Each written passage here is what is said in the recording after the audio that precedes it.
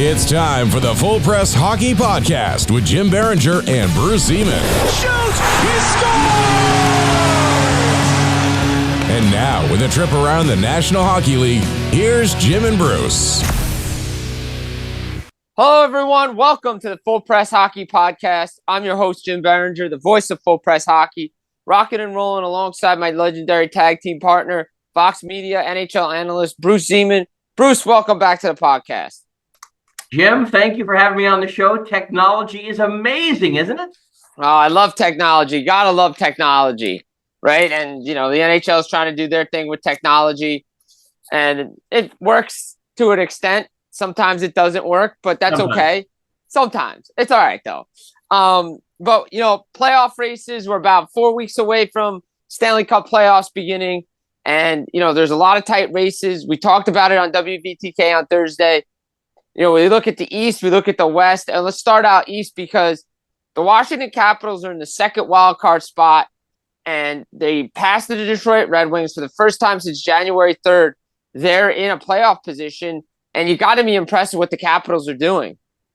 Yeah, absolutely. I mean, you mentioned the Red Wings, and we'll get to them in a minute, but I mean, how about Alex Ovechkin just kind of turning it on? He started the year on kind of a dry spell with the goals, and they've been coming in buckets, and just it seems like everybody on that team is really contributing, and they're making a playoff run. I don't think there are too many people, myself included, that thought they were a playoff team at the start of the season. No, I didn't think they were a playoff team, to be honest. I thought they were going to miss the playoffs. They were an older team, like the Pittsburgh Penguins, an older team, and you thought, okay, Washington's just going to be, it's just going to be Alex Ovechkin and the Capitals trying to get him the goal-scoring record. But Charlie Lindgren stepped up, and again, I've said this before, Darcy Kuemper, yes, he's a Stanley Cup champion. Yes, he's got a Stanley Cup ring. But guess what? The Colorado Avalanche won not because of Darcy Kuemper, but in spite of Darcy Kuemper. And you're seeing that in Washington. Sonny Milano's picked it up. You have Dylan Strome leading the way. Connor McMichael, Hendrix Lapierre, TJ Oshie. They're doing it without Backstrom. Evgeny Kuznetsov is in Carolina. Spencer Carberry is getting the most out of his players. And you got to love it. Yeah, absolutely. It's funny. I've always loved Sonny Milano. I always thought that, if you recall, before he signed with the Capitals, it seemed like nobody wanted him. And he's turned out to be a huge addition. And again, the Capitals coach pushing all the right buttons. And, you said this morning on WVTK that if the Capitals do anything and make the playoffs, that he's got to be a Coach of the Year candidate. And I could not agree more. Yeah, you got to love what they're doing down there in Washington. Spencer Carberry, first year as an NHL head coach. Not a lot of people picked them. And look, their defense as well. You got John Carlson there. Again, Alex Ovechkin's really picked up his goal-scoring streak. And look, they've won a lot of big divisional games. They've won a lot of big games that they needed to win. They had a big playoff game the other night, playoff type game, play-in type game. And I've said this before, and I'll say it again. The NHL does not need a play-in round, doesn't need more teams. The regular season is the play-in round, and we're seeing it this week and down the stretch. These games matter, and these are your play-in games. And Detroit and Washington played one, and it was a 3-point game, unfortunately, for some teams, but it had a playoff-type feel to it, and that's what you want down the stretch in the National Hockey League season. I agree with you. I don't think they need any more tools for teams to get into the playoffs. I think enough teams get into the playoffs. I'm going to disagree with you on adding teams. However, I am going to say that I think they need to have teams strategically placed in places where they've got a fan base that will support a team, i.e. Quebec, possibly Hamilton. There's some other teams we've talked about. Well, more of the point of we don't need to add teams to the playoffs is the point. Like the play-in round, like you see it in the NBA. Oh, the play-in round. I heard it this morning. Oh, the play-in round. Oh, is it a bad thing for the NBA that Steph Curry and LeBron James and KD are in the play-in round? Meanwhile, in the NHL, we're talking about Sidney Crosby not playing in the playoffs, potentially Patrick Kane not getting in the playoffs. Like, those are the guys you want to see in the playoffs, not in a play-in round just to get to the playoffs. We have that right now, and we're getting that right now. Well, you're getting that right now, but what everybody has to remember is it's all about money.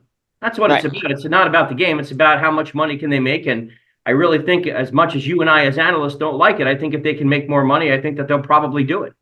Except if you look at what it's done for the NBA, it really doesn't help anything because 2 games don't really matter and people really don't watch it because they're mostly blowouts. Now, if you designed it a little differently, maybe. But again, you have your playing games right now because Detroit, Washington played one. And Detroit, for the longest time, it looked like Motown was going to get back to the playoffs. It was a hockey town. But then Dylan Larkin goes out and they struggle. And it opens the door for Washington to come out of nowhere, and the Islanders have tailed back. And Dylan Larkin's back, and their goaltending's there, and Patrick Kane, and they're getting the goals, but they didn't do enough at the deadline, in my opinion, to really bolster that roster, and that's because maybe Steve Yzerman doesn't really believe his team's a playoff team this year. I think it might be a case where they didn't know whether it was a playoff team or not. I think you're right. I think a lot of people thought that Patrick Kane, when he came back, was going to be good. I'm not sure that they thought he was going to be this good. And it's one of those things sometimes where you're just not really sure. But, it's great for the league if Detroit gets into the playoffs, and we'll have to see what happens.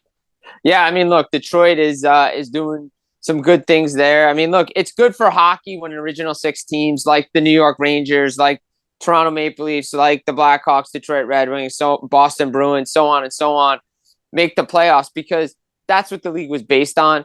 And Detroit getting back into the playoffs, not being there since 2016, that's a huge deal. But we know Steve Yzerman, even throughout this year, said, we're still in a rebuild. But when you sign Patrick Kane, when you've had guys like Compher and Kopp, and I know your goaltending is not the greatest, but when you've been in a position that long, to fall short of a playoff spot after such a good year would be disappointing. Yeah, it can be. And again, it could be just one of those years where things just, break right and they make the playoffs. And you and I at the beginning of the season didn't think that Detroit was a playoff team or Washington either. But that's why we play these games. You know what I mean? If you look at the wild card teams from both the East and the West, it's going to be interesting to see who eventually gets in. Yeah, because you could throw the mix in. You could say Philadelphia Flyers, too. I mean, who thought the Flyers would be third in the Metro behind Carolina and New York? I think everybody would agree that even we did, that New Jersey Devils should have been in that third spot in the division. Or higher. Or higher, yes. What if you had to pick a team in the entire NHL that's had a more disappointing season? I'm not sure if you could have one more than New Jersey. They didn't really do much at an appropriate time. I mean, they've got Jake Allen now, but I mean, the teams that are going to make the playoffs or that are going to sneak into the playoffs, they've had great seasons and more power to them, especially if it's Detroit and Washington. Good for them. Yeah, absolutely. They're getting great goaltending, and you're getting great goaltending by another team that I wouldn't want to play right now in the Eastern Conference. That's the Tampa Bay Lightning. Nikita Kucherov's a Hart Trophy finalist. He could win it. Andrei Vasilevsky is back to himself. The Big Cat, again, against the Boston Bruins, looked great. They're putting wins together. Steven Stamkos is down there. Braden Point. They're doing things the right way. John Cooper's got this team playing the right way. And yes, they're in fourth and they're closing in on Toronto, which is third in the Atlantic right now. And you say to yourself, okay, when Tampa gets in, not if, because they're getting in, well, who would want to face them? I don't think anybody would want to face the Tampa Bay Lightning right now because of their pedigree in the playoffs. Not only that, the other team, for me, I have a different team I wouldn't want to face in the playoffs, regardless of where they fall. I agree with you on Tampa Bay, but the team that I would not want to play is Nashville.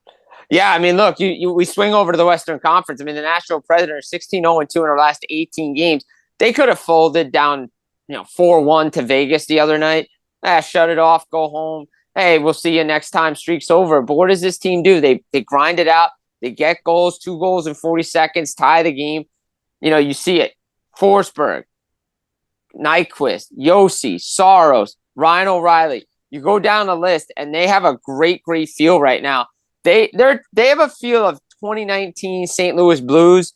They have a feel of the Preds in 2017 when they made the Stanley Cup final, losing to the Pittsburgh Penguins. Look at these stats during the 18-game point streak. I just want to bring these up real quick. Philip Forsberg, 28 points, 15 goals, 13 assists.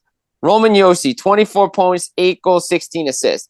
Nyquist, 24 points, 8 goals, 16 assists. And Ryan O'Reilly, 6 goals, 10 assists for 16 points. And between Blues and Preds right now, the common denominator has been Ryan O'Reilly. Yeah, I mean, again, and just in their last 5 games, let's take a look at their offense. They've outscored their opponents 21-7 in the last 5 games. Goals are coming in bunches, and that's why we have the regular season. But it's always great to see come playoff time which teams are going to rise to the top and which team may have a Cinderella season. I mean, again, Nashville coming out of seemingly nowhere, they had their management cancel a team building trip to see U2, I think, way back when. Yes, the U2 trip that gets canceled and they go on an 18-game point streak. Unreal. Well, you piss the players off and they get motivated, and this is what happens. So whatever they did, they're pushing the right buttons. And Nashville and Tampa, two teams I would not want to play in the playoffs. So I was listening to Andrew Burnett the other day, and he was saying, oh, what's this team? What's the secret here? He's like, there's no secret. We're playing fast attack, relentless hockey. Sound familiar? Oh, yeah. If you're a Devils fan listening to this is what the Devils were all about the last couple of years, especially last year when Andrew Burnett was the assistant head coach under Lindy Ruff. And they're playing good defense. And again, number one goalie in Nashville is UC Saros. Number one goalie in Tampa Bay is Andrei Vasilevsky. That's the difference on why certain teams make the playoffs. You need a number one starting goaltender to get you and give you a run like this. Nashville is playing so well defensively. Look, and everybody wants to bring up Roman Josi for the Hart Trophy. And look, he's had a great month and a half, but he hasn't done it all year. And I don't want to be this guy. And it may not rub some people the wrong way. He's not a Hart Trophy finalist. He should be in the conversation for the Norris and should be a finalist for the Norris Trophy, but he is not in the top 3 for the Hart Trophy. Unfortunately, that's not where he is, okay? He's just not. He's having a great year. He's in a great month and a half. Same with Forsberg. Same with O'Reilly. All those guys. Tommy Novak. Go down the list. The right character guys in the room, but unfortunately, Roman Josi's not in the Hart Trophy conversation. Yeah, and again, I think there's so many players that are contributing to their teams getting there. I would not want to be one of those voters. No, I wouldn't be either. I mean, I just want to run this by you because, look, it's not on the topic, but on the list that we were going over, but it came into my head. If I had a vote and I was doing it because it's top 3, I wish it was Heisman Trophy style for those that don't understand college football. There's 5 finalists. And that's how they determine it. If it was, for me, 3, I would go McKinnon, Kucherov, and Panarin right now. I know Connor McDavid should be in the conversation, most valuable player to his team, but I just think what Panarin's doing in New York, big city, I think he needs to garnish some votes and should be a finalist. Yeah, I mean, again, one of those things where it's so tough. I mean, I'm going to go a little bit different. My vote right now for the Hart Trophy would be Sam Reinhart, Florida. Wow. Yeah, I mean, he scored 51 goals. He's come out of nowhere. He's basically leading the Panthers. Their charge. I mean, and McKinnon. You have Connor McDavid. You have Austin Matthews. It's tough. I mean, there are a lot of stories that. I mean, look at Connor Hellebuck for what he's done for Winnipeg. I mean, he's the best goalie in the league. So tough. But my choice for the Hart Trophy right now would be Sam Reinhart from Florida. Hey, that's a great choice to get in there. 50-goal score. Hey. Him and Reinhardt and Zach Hyman both on the same night got 50 and 51 goals when they respectively played in their respective games. So shout out to those guys for scoring 50 goals. Sam Reinhardt's going to get a nice contract in the summer by the Florida Panthers, wherever he signs. But we stay in the Western Conference because, another team that's there is the Vegas Golden Knights, and I don't think they care where they finish. They can finish, second wild card. They can finish in the Pacific Division's top 3. I don't think they care where they are because come playoff time, they're going to be a different team. You can start to see it now. They're starting to play a lot better. They played a playoff-type game against the St. Louis Blues on Monday. They won that game in overtime, and then they lost to Nashville. But I think the time and the runway for teams like St. Louis, teams like Minnesota, I think are running out because I think the Western Conference, to me, is set. Well, it really doesn't matter how you're playing the entire season till the end. You want to be playing well going into the playoffs. I think Vegas is a dangerous team going into the playoffs because of what Bruce Cassidy has done there, what the team has done. They've shown they could really put it together. So, again, it's going to be fun to see who comes out of the West. Yeah, absolutely. It is. This team is playing really well. Look, I know they still have injuries to Mark Stone and Tomas Hertl, and they're getting production from Jack Eichel and Marcia Sill and the goalie rotation with Aiden Hill and Logan Thompson and their defensive core. But you said it, Bruce Cassidy knows how to get this team playing the right way. They're going to be a tough matchup for whoever they play, whether it's Vancouver, whether it's Colorado, Dallas, Winnipeg, because we know the Central's not set. It seems like it's going to be LA, Edmonton 3 in the Pacific Division playoffs there. That'll be interesting. I almost got to wonder, I want to throw this out to you with Edmonton, because you have Stuart Skinner, he struggled a little bit. Their backup, Calvin Pickard, is doing okay. I wonder if we get a Jack Campbell signing come playoff time. That's a tough one. That's really a tough one. I mean, they had a coaching change at the beginning of the season when they replaced Jay Woodcroft with Chris Knobloch, who's gone 40, 14, and 3 since that coaching change. Remember, Edmonton started 3-9-1. And again, for New Jersey Devils fans, look at what a coaching change can do if it's done at the right time. Who knows what? I mean, Edmonton has got to do something in the postseason this year. And again, will their goaltending hold up? What will they do? I mean, they've got to have. I had them playing New Jersey in the Stanley Cup Finals this year at the beginning of the season. Completely wrong about New Jersey. And actually, you and I both thought for a while we were going to be wrong about Edmonton, but they turned it around.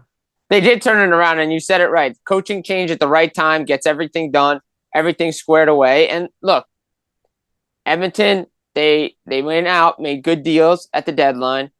They bolstered their third and fourth lines. That's how they got beat by Vegas. But Vegas also took away Leon Draisaitl, took away Connor McDavid, and that power play. They can't rely on that power play all the time if they're going to win in the playoffs. They need depth scoring. That's why Nashville is really built to play in the playoffs. I do not would want to play them. Colorado's a dangerous team. The way they've added Casey Middlestad, that defense with Sean Walker. Dallas, Jamie Benn and Tyler Seguin feel like rejuvenated players after their injuries this year, and they're playing really well to supplement that top line. But again, Dallas can go in spurts come playoff time. Winnipeg going through a little bit of a funk right now. But do you think the West is set? Those are the 8 teams that get in? Do I think the West is set? I think it depends in the last 10 games if anything significant happens. I mean, you could have our team's going to rest players. Are you going to rest, if you're Dallas, are you going to rest Jake Ottinger? Are you going to rest some of these other players? Colorado, too. Same thing. I mean, we haven't really talked about Vancouver. That's another team that really kind of surprised everybody this year with the season that they had. Are they going to rest some folks? I don't know that they're set. I'm not 100% sure, but one of the things that I think is really important to make sure folks know is that come playoff time, and we alluded to this morning, there's going to be some really good teams that are going home early. A lot of good teams are going to be going home early. Look, I think the wild card in the West, I think, is set, barring some crazy stuff with Vegas and St. Louis getting in. I just don't see anybody passing Vegas. Nashville's pretty much a lock to get in the playoffs now. And somebody's going home early. Is it going to be Vancouver? Is it going to be one of Colorado, Dallas, Winnipeg? Somebody's going home early because of the way that the playoffs are designed. Now, if I was doing the playoff matrix, I would keep Nashville with the Central Division and Vegas with the Pacific Division. That way, time and scheduling for teams wouldn't be bad because, say, Vancouver's got to play Nashville. Game 7, you're traveling 3,000 miles across countries. Like, you set it up right based on geography. I think that would be the way to do it. It's going to be very exciting to see how it eventually winds up because, again, travel is a factor, man. We haven't really had a chance to talk about that. But, I mean, again, it's different. Even, like, say, and I'm making this up, if Boston has to play Toronto, I'm just making that up. Yeah. That's a much shorter trip than, Nashville going to Vancouver or something like that. That's a pretty significant difference. It is. It's a big time difference. And then go back to the East real quick. Who do you think out of Detroit and Washington, who makes it? I actually think the Red Wings are going to get in. I mean, I think Ovechkin has kind of put the team on his back. Unfortunately, the team that you and I follow, I think New Jersey might be done. They've had 2 incredible games in the last week or so. Is it too little, too late? We'll probably get to that in a few minutes. I think Detroit gets in there, and boy, what a Cinderella story that would be if Patrick Kane is able to work some of his magic in the playoffs, because he's done that over the course of his career. He has. He's gotten some teams into the playoffs that didn't deserve to be in the playoffs and go on some runs, and he's a really good, talented player that we would love to see in the playoffs again, along with like Sidney Crosby and guys like that.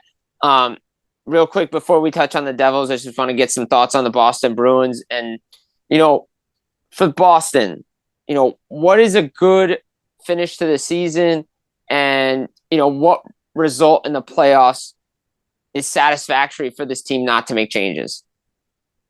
Well, they had such a terrible end to the season last year that I think their expectations were a little muted at the beginning of the season. Like, people were saying, okay, we made some changes, we're a little bit different. But again, I think they came out, rightfully so, with a chip on their shoulder. They had a great year. They're one of the best teams in the league. But they didn't do a ton of stuff at the deadline either. There's some questions as to, why they didn't get a number one center. There's some questions on defense. So what do they have to do this year to avoid changes? I think they've got to go into the second round of the playoffs. But it's a tough one because last year was just such an epic collapse. They'd never seen a collapse like that before in modern hockey, like just such an unforeseen just collapse. I mean, again, Brad Marchand makes that goal. I think it was in game 5 or 6. I can't remember right now. Game 5. Yep. All right. Game 5. Well, then Boston wins that series more than likely. But boy, I think if they don't have a significant postseason, I think you've got to make some changes. Yeah, I would think so too. I mean, we know the roster is going to be different next year. Let's be honest. Like, they're probably going to add a number one center. Maybe they get Elias Lindholm. We know one of their goalies is gone. Either it's Swayman or it's Ullmark. Most likely Ullmark, because Swayman's going to get a new deal and be the number one guy there. What else do they do? Is Jake DeBrusk gone? They have a lot of questions around this roster after this playoff run. And look, they lost against Tampa, but they had a nice win against Florida. They can still play Bruins type hockey, but again, what does it mean if they don't make it far? Like, if they get Toronto, okay, the team, you're going to feel confident about playing the Leafs. But if you're playing somebody else like Tampa, or maybe if you play Detroit or Washington, do you feel comfortable? Because the Capitals have given the Bruins struggles in the playoffs before. And it's never easy for Boston, and they just don't have that number one center. And they are a surprise team to be this high, because I think a lot of people figured, okay, the year they won the President's Trophy, that's where they should have finished in the wild card. And that's where probably a lot of people pegged them now. But now they're there, and I think the expectations are a little bit higher than they were to start the year. Well, and again, one of the biggest areas that they need to make sure that they deal with come playoff time, their goalies have got to be better in the postseason. They just can't have a collapse like that. I mean, they have injuries and some stuff that happened last year, but you're defensively too. Right. Absolutely. But you're going to have one of your goalies is going to have to steal you a game or two. And that's, Ullmark, I think, was 40-7 last year. And then he had that, just a couple of rough games. And then, bringing Swayman in cold. I don't know what other options they had, but the point of the matter is there's a bunch of players on this team. I think there's actually more pressure on individual players than there is on the team as a whole. But again, I'll throw this out to you. What do you do if they lose in the first round?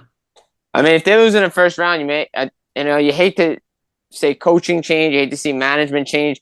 Do you keep it together? I think there's going to be a lot of pressure on them to do something big in the offseason if they don't go in the direction of making a coaching or GM change.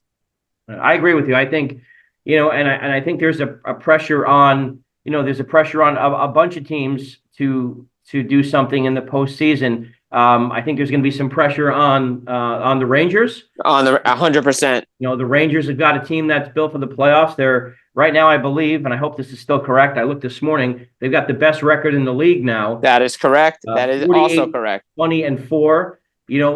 Again, they had just an absolute collapse last year against the Devils in the playoffs. So they had a great year this year, but again, I'll throw this out to you. What do you do if they lose in the first round? What do you change? You're going to have to change something, because they got rid of the coach last year, so you're not going to make another coaching change. I don't think do you look to change the general manager because he didn't really do much at the deadline, or do you just let it play out and see what you can do in free agency? Because again, it's who are you matching up with? Is it Tampa? Is it Detroit? Is it somebody else?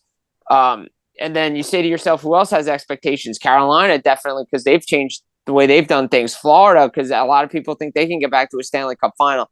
So we know the Stanley Cup playoffs, there's expectations, and a lot of reactionary things happen if you lose early. Yeah, I mean, another team we didn't even get a chance to bring up. I mean, there's also got to be a tremendous amount of pressure on Toronto this year because they've got to do something. Because if they don't, to me, they need to make it into at least the second round this year, or else you're going to have to do something to break up that big four because the window is closing.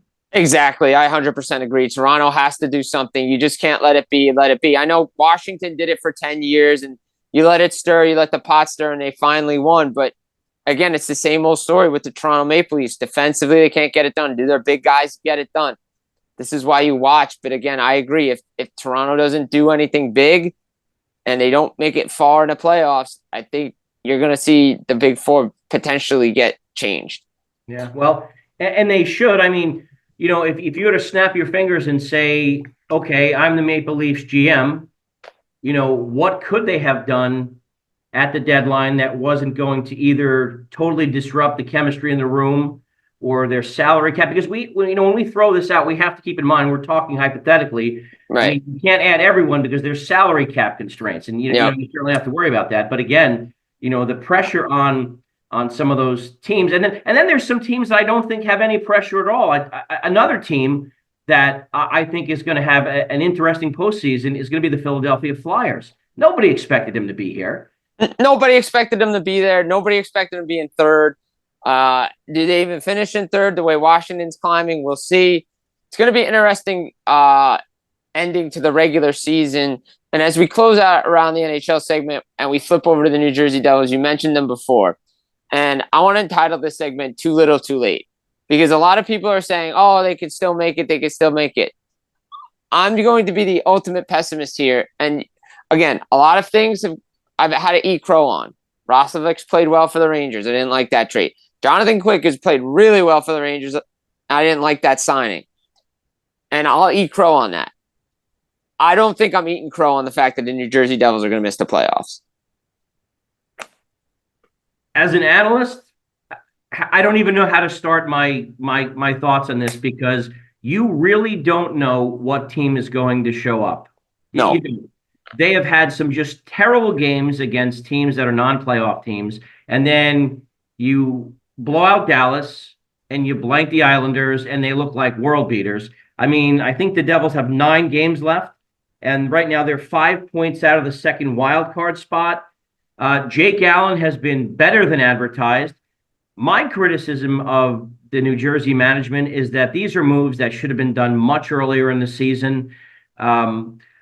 The whole league knows, and I'm not going to beat a dead horse here because we've talked about this repeatedly, but the whole team knows that you need a number one goalie. You need to straighten up the defense. And, maybe you've gotten that physical presence now with Curtis McDermott, who's showed up in a bunch of games. And by the way, total off the cuff comment here. I cannot wait to that New Jersey-New York Ranger game next week. Yeah. That is going to be, there's going to be some pleasantries exchanged in that one. Well, there better be. And if Matt Rempe doesn't step up, then there's going to be problems. But you mentioned it. Jake Allen's looked like he had the one off game against Ottawa. He's never played great against Ottawa, but then they bounce back. And then he plays great against Toronto. They beat Toronto. They double up Toronto, their first win in 7 tries in the regular season against the Maple Leafs.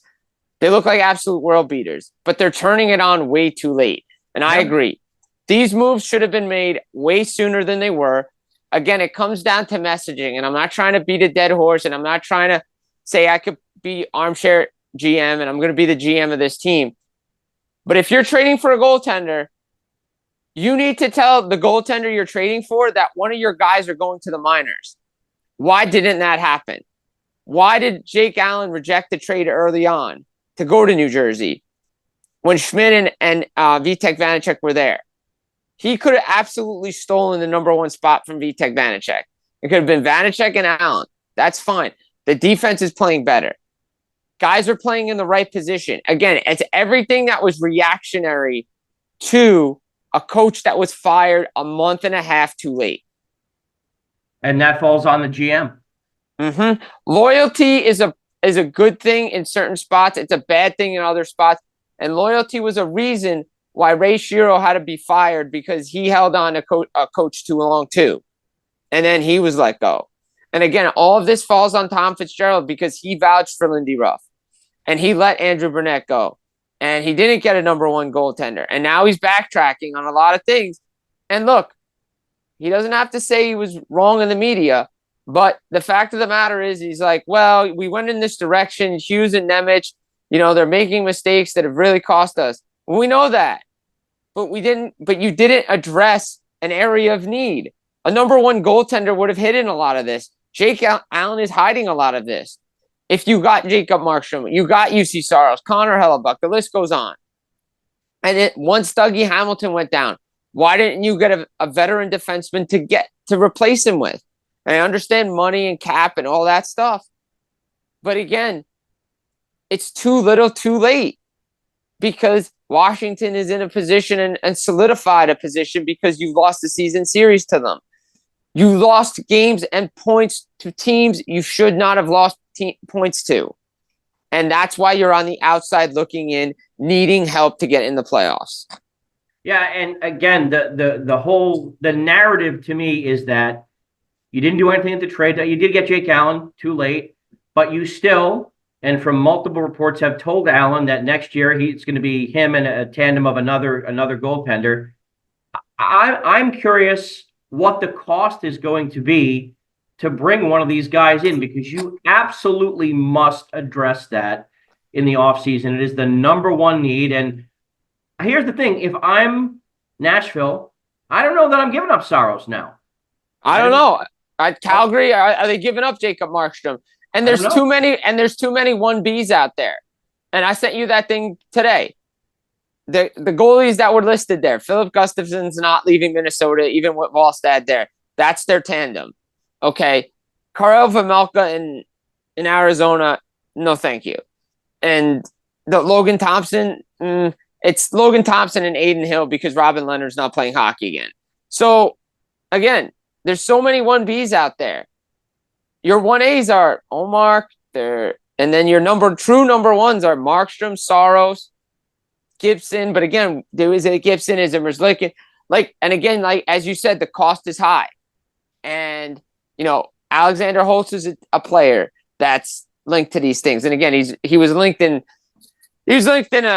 a rumor about Josh Anderson coming to the Montreal Canadiens, which is absolutely not true. The Devils would not take on that salary. And, Arbor Xhekaj is going to be given up by the Montreal Canadiens for Alexander Holtz and picks? I don't think so.